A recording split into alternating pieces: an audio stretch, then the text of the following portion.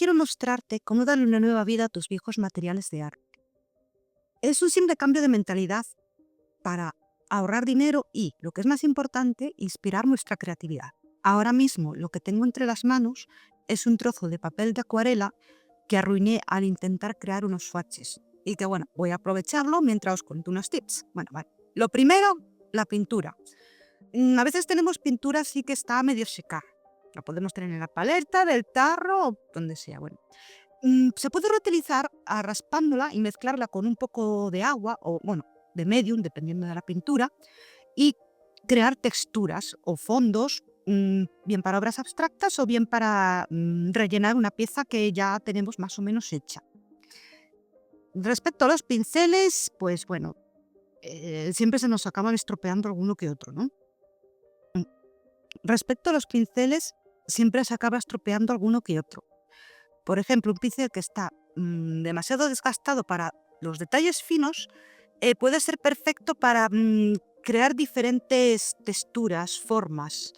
Un pincel que está algo deshilachado puede servir para un punteado irregular, crear trazos ásperos o incluso para la técnica del pincel seco. Es divertido cuando miramos más allá de los materiales de arte tradicionales. También hay que pensar en las cosas que hay en casa, que tenemos en casa: cajas de cartón, tapas de botellas, envases de plástico.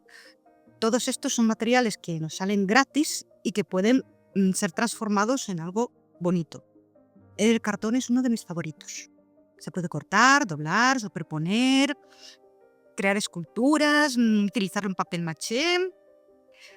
Periódicos y revistas también son perfectos para hacer collage, papel maché. Los textos pueden servir para añadir dimensiones a un collage. Bueno, todo es cuestión de superponer, rasgar, cortar con tijera, lo que mejor te venga a ti. Otro material que también mucha gente utiliza mucho, aunque yo suelo dejar un poco de lado, son las botellas de plástico.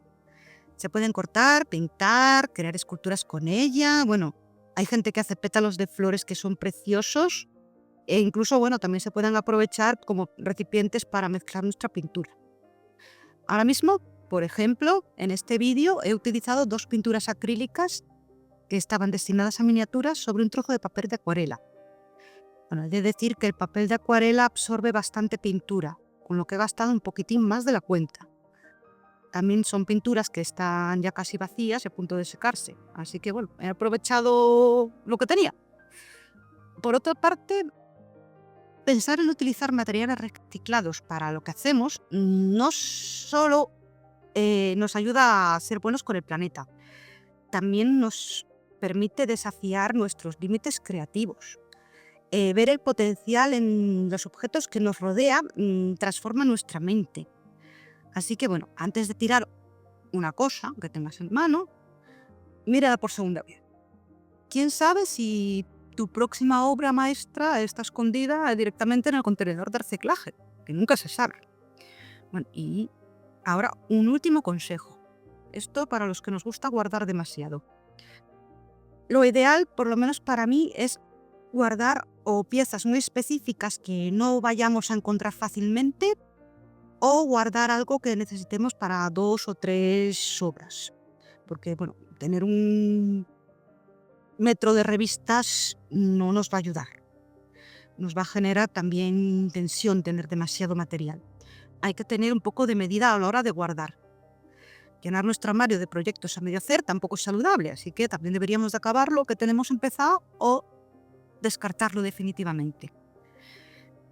Dicho esto, venga, aprovecha ahora y busca algo que puedas utilizar para crear. Adelante.